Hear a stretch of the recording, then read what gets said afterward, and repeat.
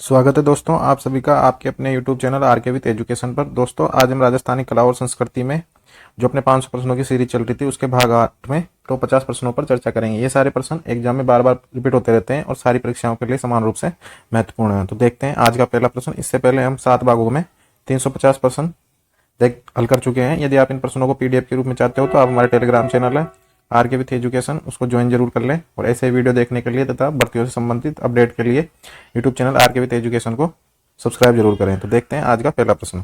प्रश्न नंबर 351 दे रखा है कौन सा रीति रिवाज विवाह से संबंधित नहीं है। ऑप्शन 1 दे रखा है बिंदोला, ऑप्शन 2 दे रखा है गठजोड़ा, ऑप्शन 3 दे रखा है नांगल, ऑप्शन 4 दे रखा है डावरिया, ऑप्शन 5 दे रखा है अनुत्तरित प्रश्न। तो बिंदोला, गठजोड़ा और डावरिया ये तीनों हैं विवाह से संबंधित। यह है विवाह से संबंधित रस्में, संबंधित रस्म। डावरिया क्या होती है? प्राचीन काल में राजा महाराजाओं में जब शादियां होती थी तो लड़कियों दुल्हन के साथ में बहुत सारी लड़कियां भेजी जाती थी तो उसे कहते थे डावरिया प्रथा। तो ये भी विवाह से संबंधित है। लेकिन नांगल, नांगल क्या होता है? नए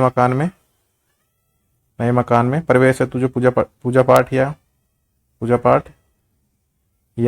भोज का आयोजन होता है वो होता है नांगल। तो इसका सही आंसर हो जाएगा ऑप्शन नंबर 3। इसके बाद में अगला प्रश्न है वधु पक्ष द्वारा बारात की अगवानी करना क्या कहलाता है। ऑप्शन 1 दे रखा है जोनार, ऑप्शन 2 दे रखा है गुड़चड़ी, ऑप्शन 3 दे रखा है सामेला, ऑप्शन 4 दे रखा है मांगर, ऑप्शन 5 दे रखा है अनुत्तरित प्रश्न। तो वधु पक्ष द्वारा बारात की अगवानी करना कहलाता है सामेला। क्या कहलाता है? सामेला। तो इसका सही आंसर हो जाएगा ऑप्शन नंबर 3। इसके बाद में अगला प्रश्न है आदिवासियों द्वारा दिया जाने वाला मृत्यु भोज क्या कहलाता है। ऑप्शन 1 दे रखा है नतारा, ऑप्शन 2 दे रखा है लोका या कांदिया, ऑप्शन 3 दे रखा है पीथल, ऑप्शन 4 दे रखा है फू और ऑप्शन 5 दे रखा है अनुत्तरित प्रश्न। तो आदिवासियों द्वारा मृत्यु भोज क्या कहलाता है? लोकिया या कांदिया। और एक होता है लीला मोरिया। लीला मोरिया यह है आदिवासियों में या भीलों में विवाह की एक रस्म है। विवाह की एक रस्म है। और एक है धारी संस्कार। यह होता है सहरिया जनजाति में। सहरिया जनजाति में यह मृत्यु रस्म है।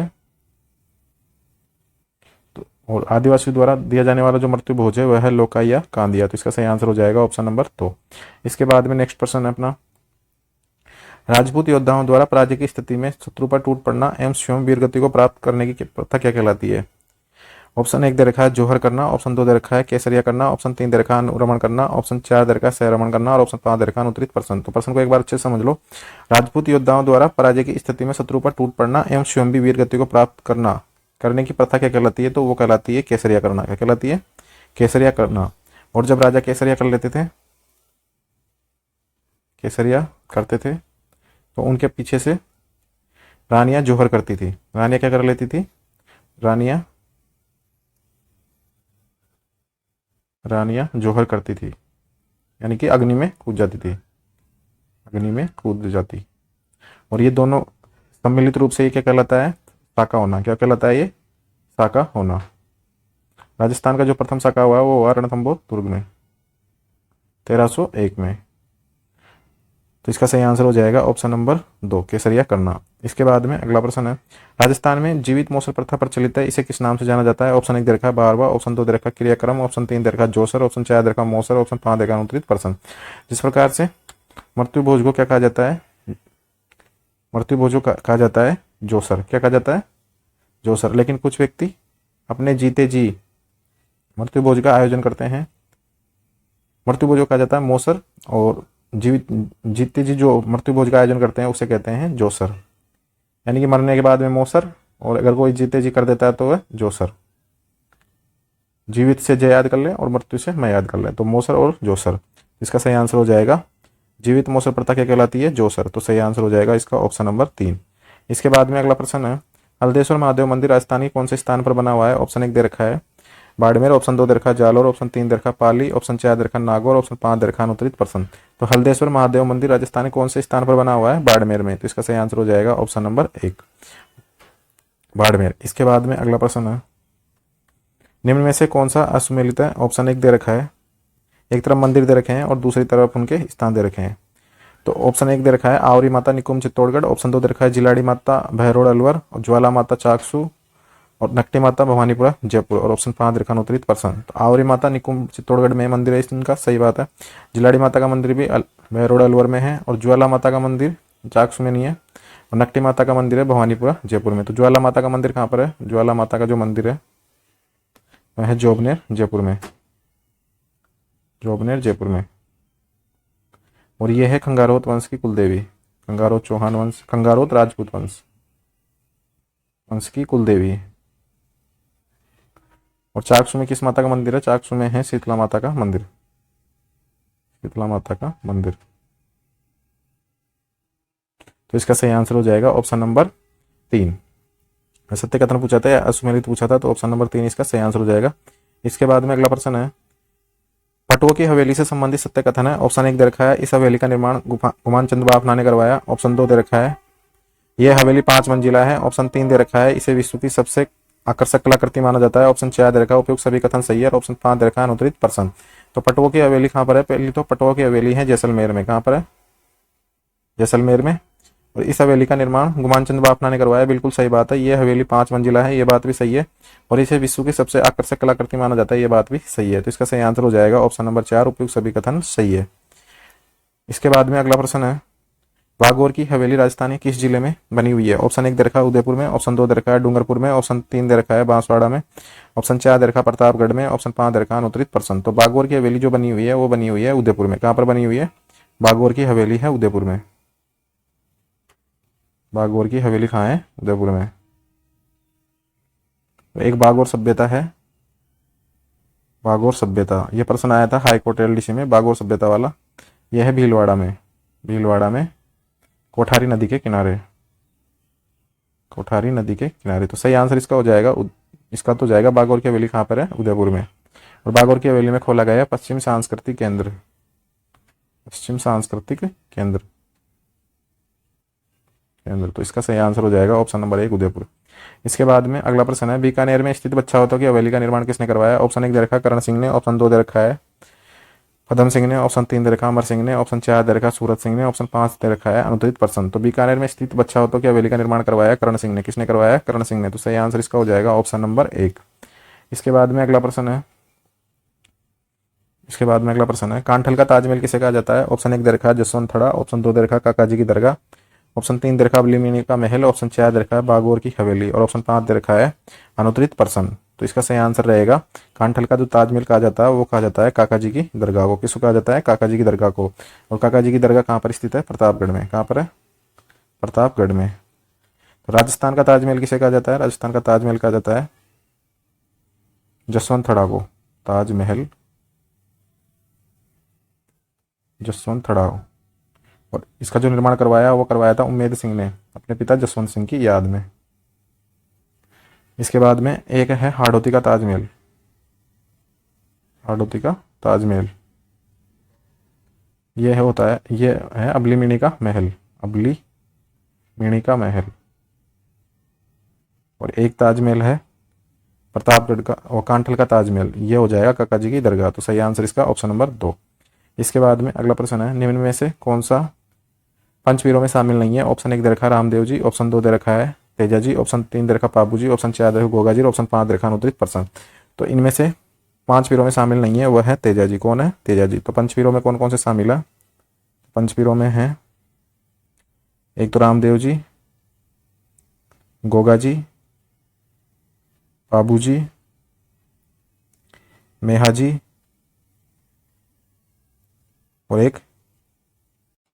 और एक है हड़बू जी। कौन है? एक हड़बू जी। और तेजा जी इसमें शामिल नहीं है। तो इसका सही आंसर है, निम्न में से कौन सा पंचवीरों में शामिल नहीं है? तेजा जी। तो सही आंसर हो जाएगा ऑप्शन नंबर 2। इसके बाद में अगला प्रश्न है, रामदेव जी से संबंधित सत्य कथन है। ऑप्शन 1 दे रखा है, इन्हें श्री कृष्ण या विष्णु का अवतार माना जाता है। इनका जन्म उडुकास में शिव तहसील बाड़मेर में हुआ। इनके पिता अजमाल जी और माता मीणा देते। ऑप्शन 4 दे रखा उपयुक्त सभी कथन सही है। और ऑप्शन 5 दे रखा अनुत्तरित प्रश्न। तो रामदेव जी को कृष्ण या विष्णु का अवतार माना जाता है, बिल्कुल सही बात है।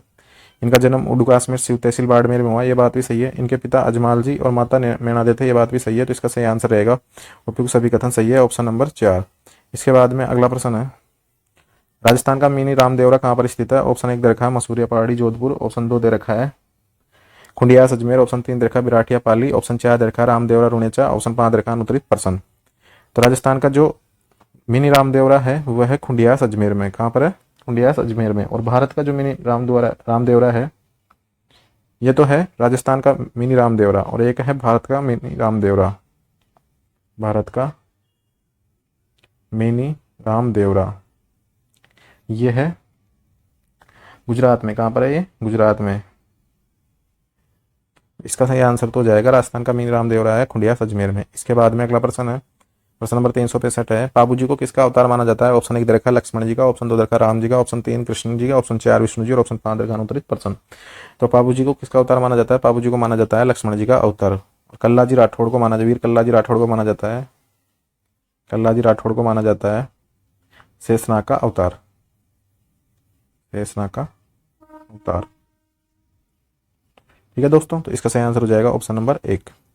इसके बाद में अगले प्रश्न है, राजस्थान में सर्वाधिक प्रचलित फड़ किस लोक देवता की है? ऑप्शन 1 दे रखा है, ऑप्शन 1 दे रखा है पाबू जी की, ऑप्शन 2 दे रखा है गोगा जी, ऑप्शन 3 दे रखा है तेजा जी, ऑप्शन 4 दे रखा है रामदेव जी, ऑप्शन 5 दे रखा है ऑप्शन 4 दे रखा है रामदेव जी और ऑप्शन 5 दे रखा है अनुत्तरित प्रश्न। तो राजस्थान में जो सबसे प्रचलित जो फड़ है वह है अपनी किसकी है? प्रचलित या लोकप्रिय, प्रचलित या लोकप्रिय फड़ वो किसकी है? पाबू जी की। किसकी है? सही आंसर हो जाएगा इसका पाबू जी। और सबसे लोकप्रिय देवता कौन से हैं? ये तो सबसे लोकप्रिय फड़ है, और सबसे लोकप्रिय जो देवता है, लोकप्रिय देवता है वह है रामदेव जी। कौन से हैं?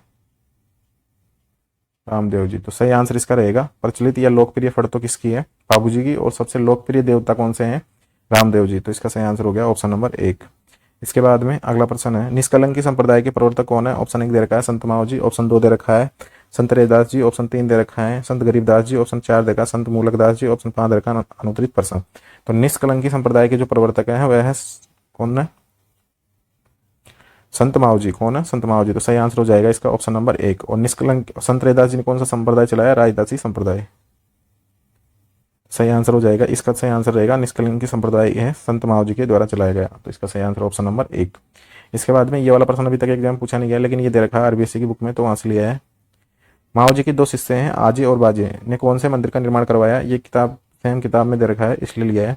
ऑप्शन 1 दे रखा है शिव मंदिर, ऑप्शन 2 दे रखा है एक लिंग जी का मंदिर, ऑप्शन 3 दे रखा है विष्णु मंदिर, ऑप्शन 4 दे रखा है लक्ष्मी नारायण मंदिर, ऑप्शन 5 दे रखा है अनुत्तरित प्रश्न।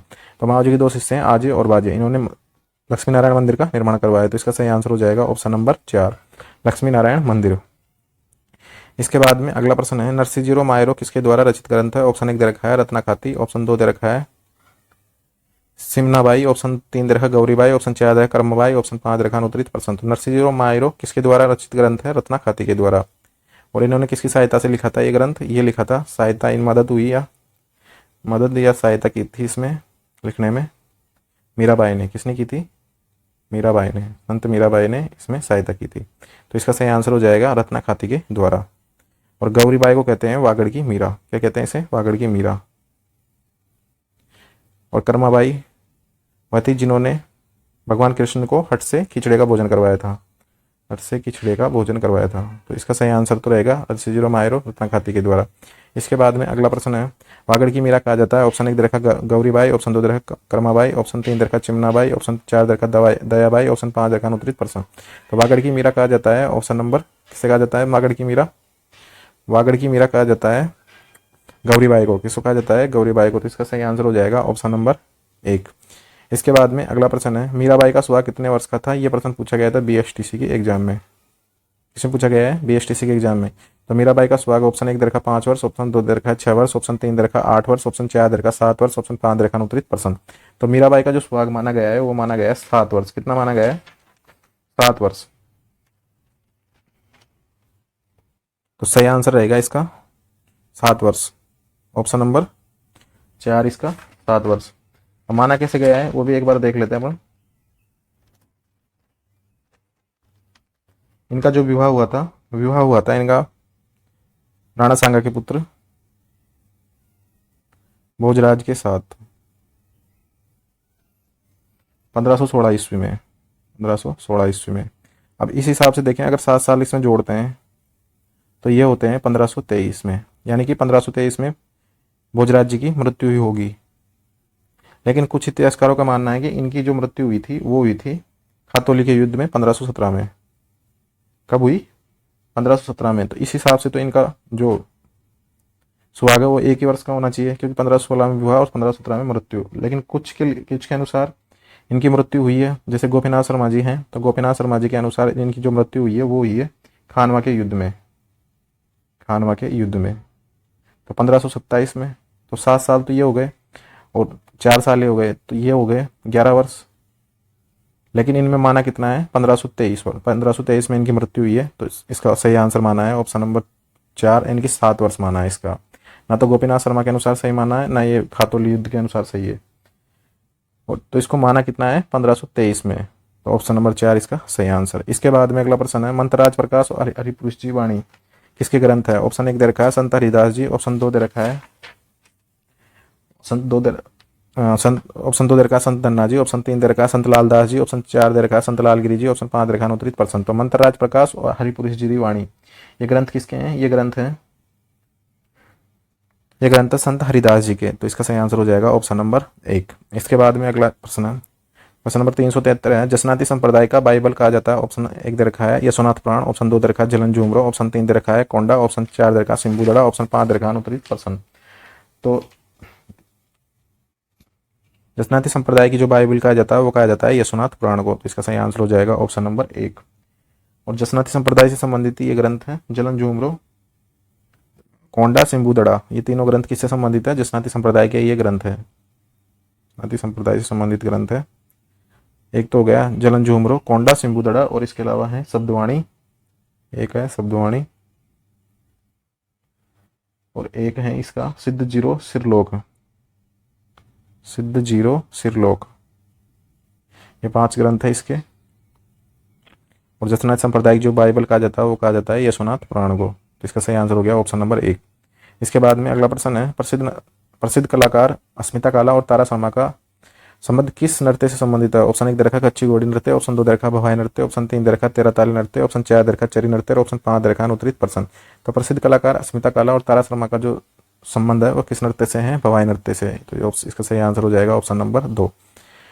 इसके बाद में अगला प्रश्न है, प्रसिद्ध कलाकार मांगीबाई जो चित्तौड़गढ़ से संबंधित है, इनका किस नृत्य से संबंधित है? ऑप्शन 1 दे रखा है तेरा ताल नृत्य, ऑप्शन 2 दे रखा भवाई नृत्य, ऑप्शन 3 दे रखा अच्छी घोड़ी नृत्य, ऑप्शन 4 दे रखा झूमर नृत्य, ऑप्शन 5 दे रखा अनुत्तरित प्रश्न। तो प्रसिद्ध कलाकार मांगीबाई जो इनका पीहर था वो था चित्तौड़गढ़, और इनका जो ससुराल था वो था पादरला गांव पाली।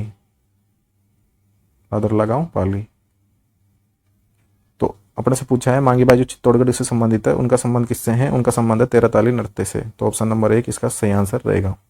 इसके बाद में अगला प्रश्न है, ढोल नृत्य को प्रकाश में लाने का श्रेय कहा जाता है? ऑप्शन 1 दे रखा है थावरचंद गहलोत, ऑप्शन 2 दे रखा है लालनाथ जी, ऑप्शन 3 दे रखा है नारायणवास, ऑप्शन 4 दे रखा है हीराचंद, ऑप्शन 5 देखा अनुत्तरित प्रश्न। तो थावरचंद गहलोत और गोविंद पारिक, थावरचंद गहलोत और गोविंद पारिक, एक है गोविंद पारिक।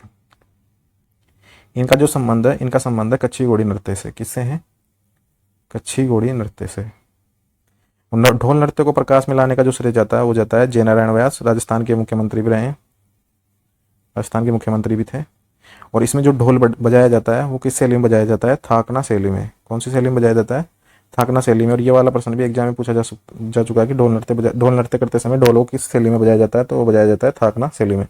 और इसको प्रकाश में लाने का श्रेय जाता है जय नारायण व्यास जी को। तो ऑप्शन नंबर 3 इसका सही आंसर रहेगा। इसके बाद में अगला प्रश्न है, प्रश्न नंबर 377 है, रानी सती माता से संबंधित सत्य कथन है। ऑप्शन 1 दे रखा है इनका मंदिर झुंझुनू में है, ऑप्शन 2 दे रखा है इनका वास्तविक नाम नारायणी देवी था, इनके पति का नाम तंदन दास था, और ऑप्शन 4 दे रखा उपयुक्त सभी कथन सही है, और ऑप्शन 5 दे रखा अनुत्तरित प्रश्न। तो रानी सती से संबंधित सत्य कथनों में इनका मंदिर झुंझुनू में है, ये बात सही है। इनका जो वास्तविक नाम है नारायणी देवी है, और इनके पति का नाम तंदन दास था, ऑप्शन 4 दे रखा उपयुक्त सभी कथन सही है। तो इसका सही आंसर रहेगा ऑप्शन नंबर 4 उपयुक्त सभी कथन सही है। और रानी सती का जो मेला है उस पर अब तो रोक लगा दी गई है, क्योंकि यहाँ पर 1985 के आसपास में एक महिला थी रूप कंवर नामक, वो क्या हो गई थी? सती हो गई थी। राजस्थान की अंतिम सती महिला आई है। उसके बाद से इस मेले पर रोक लगा दी गई है। इसके बाद में अगला प्रश्न है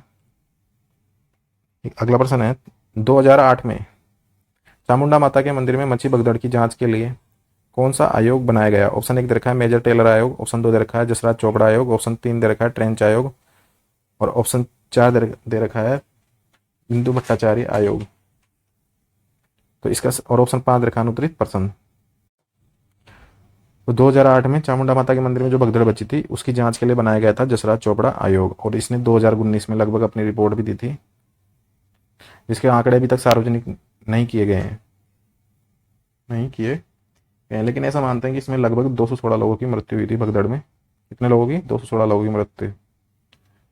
तो इसका सही आंसर हो जाएगा ऑप्शन नंबर 2 जसराज चोपड़ा आयोग। इसके बाद में अगला प्रश्न है, तनोट माता के उपनाम है। ऑप्शन 1 दे रखा है थार की वैष्णो देवी, ऑप्शन 2 दे रखा है लाल रुमाल वाली देवी, ऑप्शन 3 दे रखा है सेना के जवानों की देवी, ऑप्शन 4 दे रखा है उपयुक्त सभी, और ऑप्शन 5 दे रखा है अनुत्तरित प्रश्न। तनोट माता को थार की वैष्णो देवी भी कहते हैं, लाल रुमाल वाली देवी भी कहते हैं, और सेना के जवानों की देवी भी कहते हैं। तो इसका सही आंसर हो जाएगा ऑप्शन नंबर 4 उपयुक्त सभी कथन सही है। एक तो है थार की वैष्णो देवी,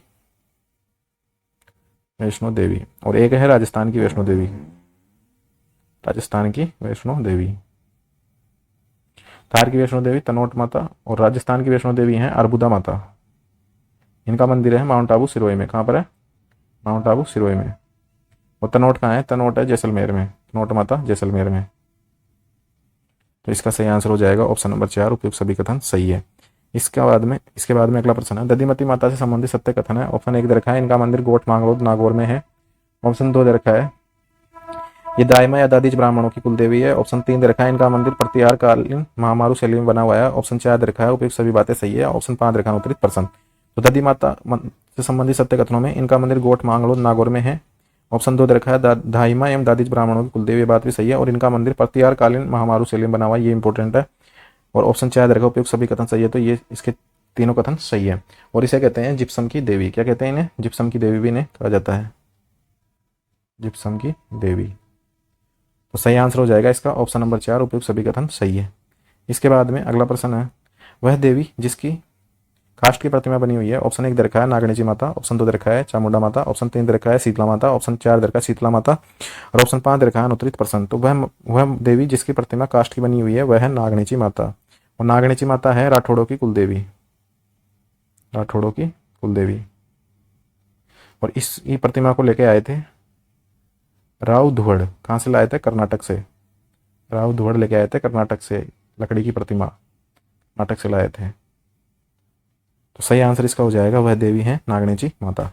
इसके बाद में अगला प्रश्न है 382, गणगौर का व्रत रखती है। ऑप्शन 1 दे रखा है अविवाहित युवतियां, ऑप्शन 2 दे रखा है विवाहित महिलाएं, ऑप्शन 3 दे रखा उपयुक्त दोनों, और ऑप्शन 4 दे रखा पुरुषों के द्वारा, ऑप्शन 5 दे रखा अनुत्तरित प्रश्न। तो गणगौर का जो व्रत है वो अविवाहित युवतियां भी रख सकती है और विवाहित महिलाएं भी रख सकती है। तो इसका सही आंसर रहेगा उपयुक्त दोनों, ऑप्शन नंबर 3। इसके बाद में कनपटे साधुओं का तीर्थ किसे कहा गया है। ऑप्शन 1 दे रखा है रामदेव जी के मेले को, ऑप्शन 2 दे रखा है करणी माता के मेले को, ऑप्शन 3 दे रखा है रामेश्वर घाट मेले को, ऑप्शन 4 दे रखा है भरतपुरी के मेले को। तो भरतपुरी का जो मेला लगता है वो लगता है अलवर में, भरतपुरी का मेला लगता है। रामेश्वर घाट मेला जो लगता है ये लगता है रामेश्वर सवाई माधोपुर में, और करणी माता का मेला जो लगता है वो लगता है बीकानेर में, देशनोक बीकानेर। कहाँ पर? देशनोक में। और रामदेव जी का जो मेला लगता है वो लगता है रुणेचा जैसलमेर में। तो सही आंसर इसका हो जाएगा भरतरी के मेले को। इसके बाद में अगला प्रश्न है, निम्न में से कौन सा असुमेलित है। ऑप्शन 1 है,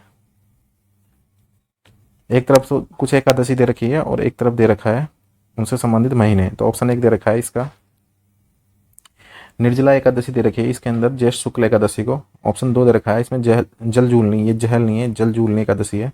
जलजूलनी एकादशी दे रखी है भाद्रपद शुक्ल एकादशी को, और देवसहनी एकादशी दे रखी है आश्विन शुक्ल एकादशी को, और ऑप्शन 4 दे रखा है देवउठनी एकादशी दे रखी है आश्विन शुक्ल एकादशी को, और ऑप्शन 5 दे रखा है अनुत्तरित प्रश्न। तो निर्जला एकादशी जो होती है वो ज्येष्ठ शुक्ल एकादशी को होती है, बिल्कुल सही बात है। जलजूलनी जो एकादशी होती है वो होती है भाद्रपद शुक्ल एकादशी को, ये बात बिल्कुल सही है। और देवसहनी एकादशी होती है आषाढ़ शुक्ल एकादशी को, ये बात भी सही है। और देव उठनी जो एकादशी होती है वो आश्विन शुक्ल एकादशी को नहीं होती, ये होती है कार्तिक शुक्ल एकादशी को, कार्तिक शुक्ल एकादशी को। यानी कि यहाँ से तो ये है ना देवसहनी एकादशी, इस दिन से लेके और देव उठनी एकादशी तक कोई भी शुभ काम नहीं होते हैं, जैसे विवाह या फिर अन्य कोई भी कार्य जो भी हैं वो शुभ कार्य इस महीनों में नहीं किए जाते, 4 महीनों के अंदर। और कार्तिक शुक्ल एकादशी को देव उठनी एकादशी कहते हैं, और इस दिन से वापस पुनः कार्य प्रारंभ हो जाते हैं। तो इसका सही आंसर रहेगा, असुमेलित पूछा था तो देव उठनी एकादशी आश्विन शुक्ल एकादशी को नहीं, ये होती है अपनी कार्तिक शुक्ल एकादशी को। और आश्विन पूर्णिमा जो होती है वो होती है शरद पूर्णिमा। कौन सी पूर्णिमा होती है आश्विन पूर्णिमा? शरद पूर्णिमा। शरद पूर्णिमा। और कार्तिक पूर्णिमा को आता है गुरु नानक जयंती। कौन सी जयंती आती है कार्तिक पूर्णिमा को? गुरु नानक जयंती। तो सही आंसर इसका हो जाएगा ऑप्शन नंबर 4। इसके बाद में अगला प्रश्न है, निम्न में से कौन सा असंगत है? ऑप्शन 1 दे रखा है, एक तरफ पूर्णिमाएं दे रखी है और दूसरी तरफ दे रखी है उनसे संबंधित प्रोग्राम, उससे संबंधित त्यौहार। तो ऑप्शन 1 दे रखा है चैत्र पूर्णिमा को हनुमान जयंती दी हुई है। ऑप्शन 2 दे रखा है बैसाख पूर्णिमा को बुद्ध पूर्णिमा दी हुई है। और ऑप्शन 3 दे रखा है आषाढ़ पूर्णिमा को गुरु पूर्णिमा दी हुई है। और कार्तिक पूर्णिमा को दे रखी है शरद पूर्णिमा। तो चैत्र पूर्णिमा को हनुमान जयंती होती है, बिल्कुल सही बात है। बैसाख पूर्णिमा को बुद्ध पूर्णिमा होती है, बात बिल्कुल सही है। और आषाढ़ पूर्णिमा को गुरु पूर्णिमा होती है, बात भी सही है। लेकिन कार्तिक पूर्णिमा को शरद पूर्णिमा नहीं होती है, अभी बताया पिछले वाले प्रश्न में। कार्तिक पूर्णिमा को तो कौन सी पूर्णिमा होती है? त्रिपुरारी पूर्णिमा, त्रिपुरा पूर्णिमा। यह इस दिन होती है गुरु नानक जयंती। तो शरद पूर्णिमा कब होती है? आश्विन माह में। तो आश्विन की जो पूर्णिमा होती है वो होती है शरद पूर्णिमा। तो सही आंसर रहेगा इसका ऑप्शन नंबर 4। इसके बाद में अगला प्रश्न है, इसमें भी यही पूछा है असंगत कौन सा है। तो ऑप्शन 1 दे रखा है, निम्न में से कौन सा असंगत है? प्रश्न नंबर 387 है। ऑप्शन 1 दे रखा है रंग पंचमी दे रखी है अपन को चैत्र कृष्ण पंचमी में। ऑप्शन 2 दे रखा है नाग पंचमी दे रखी है श्रावण कृष्ण पंचमी में। ऑप्शन 3 दे रखा है ऋषि पंचमी दे रखी है भाद्रपद शुक्ल पंचमी में। और ऑप्शन 4 दे रखा है वसंत पंचमी दे रखी है माघ कृष्ण पंचमी में। और ऑप्शन 5 दे रखा है अनुत्तरित पर्सन। तो रंग पंचमी जो मनाई जाती है वो मनाई जाती है चैत्र कृष्ण पंचमी को, बिल्कुल सही है। और नाग पंचमी मनाई जाती है श्रावण कृष्ण पंचमी को, ये बात भी सही है। और ऋषि पंचमी मनाई जाती है भाद्रपद शुक्ल पंचमी को। और इस दिन माहेश्वरी समाज क्या मनाता है? अपना रक्षाबंधन मनाता है, रक्षाबंधन। और बसंत पंचमी मनाई जाती है माघ शुक्ल पंचमी को। कब मनाई जाती है? माघ शुक्ल पंचमी को। और इस दिन विद्या की देवी सरस्वती जी का जन्म दिवस मनाया जाता है। तो सही आंसर इसका हो जाएगा बसंत पंचमी होती है अपनी माघ शुक्ल पंचमी को। तो ऑप्शन नंबर 4। इसके बाद में जो अगला प्रश्न है यह अष्टमी से संबंधित है।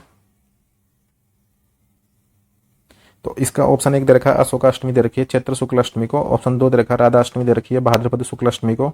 ऑप्शन 3 दे रखी है कृष्ण जन्माष्टमी दे रखी है भाद्रपद कृष्ण अष्टमी को। और मेहाष्टमी दे रखी है कार्तिक कृष्ण अष्टमी को। और ऑप्शन 5 दे रखा है अनुत्तरित पर्सन।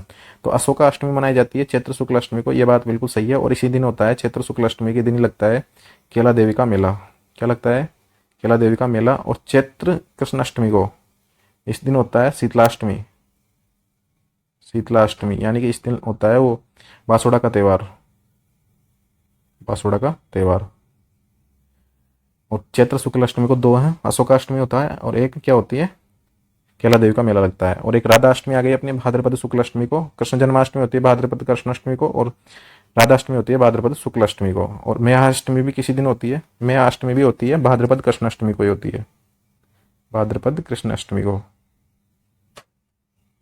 तो इसका सही आंसर रहेगा ऑप्शन नंबर 4। इसके बाद में अगला प्रश्न है, फट चित्रकला के लिए प्रसिद्ध स्थान है। ऑप्शन 1 दे रखा है बूंदी। ऑप्शन 2 दे रखा है कोटा। ऑप्शन 3 दे रखा है भीलवाड़ा। ऑप्शन 4 दे रखा है झालावाड़। ऑप्शन 5 दे रखा है अनुत्तरित पर्सन। तो फट चित्रकला के लिए जो प्रसिद्ध स्थान है वह है भीलवाड़ा। तो सही आंसर इसका हो जाएगा ऑप्शन नंबर 3। इसके बाद में अगला प्रश्न है, बारात की विदाई के समय वधु पक्ष द्वारा वर पक्ष को दिया जाने वाला रुपए, पैसे, उपहार आदि को क्या कहा जाता है? ऑप्शन 1 दे रखा है लोकाई। ऑप्शन 2 दे रखा है रंगभरी। ऑप्शन 3 दे रखा है बार रोकना। ऑप्शन 4 दे रखा है सुहाग थाल। ऑप्शन 5 दे रखा है अनुत्तरित प्रश्न।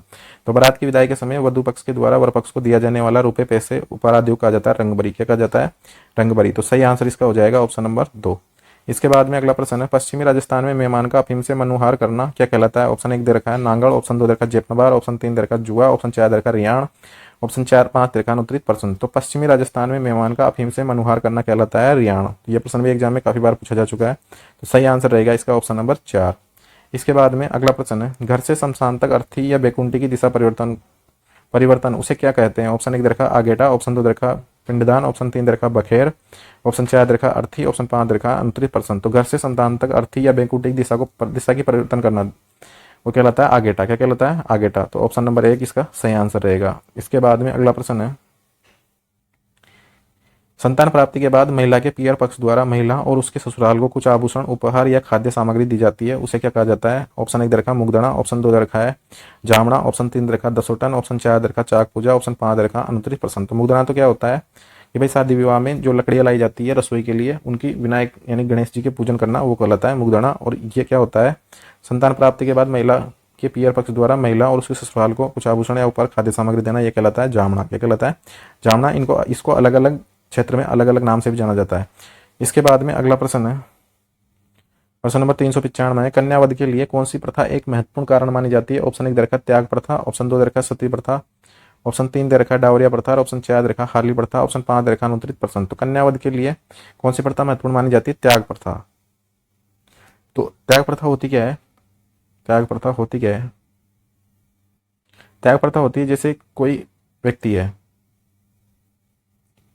है, निम्न कास्ट का, निम्न जाति का कोई व्यक्ति है, वो अपनी लड़की की शादी करता है, लड़की की शादी करना चाहता है, तो शादी के दिन उसके वहाँ पर कुछ बड़ी जाति वाले लोग आते हैं और उसके पिता से, लड़की के पिता से क्या करते हैं? एक राशि की मांग करते हैं, और राशि वो लोग तय करते हैं। तो ये होती है त्याग प्रथा, और इस कन्यावध के लिए एक प्रकार से ये प्रथा भी उत्तरदायी होती है। तो इसका सही आंसर हो जाएगा ऑप्शन नंबर 1।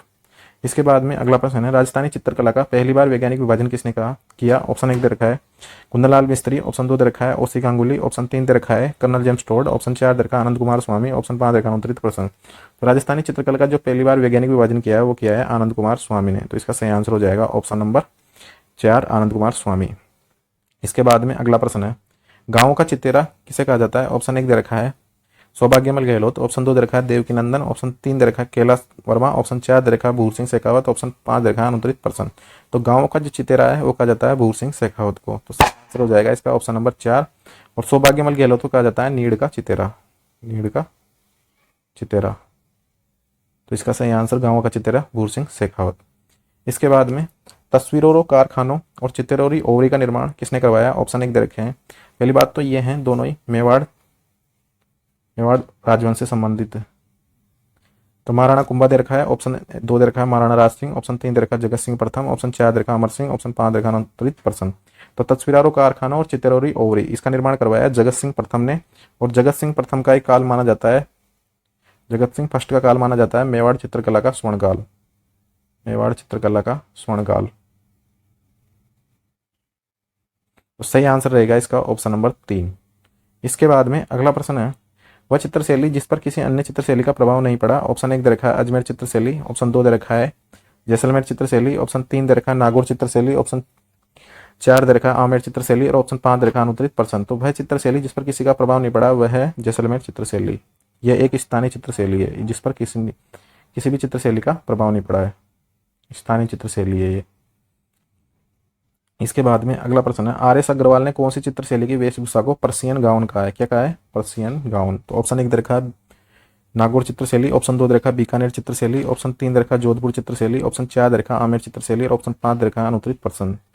तो आर.एस. अग्रवाल ने नागौर चित्रशैली की जो वेशभूषा है उसको कहा है पर्सियन गाउन। ऑप्शन नंबर 1 इसका सही आंसर रहेगा। दोस्तों ये थे आज भाग 8 में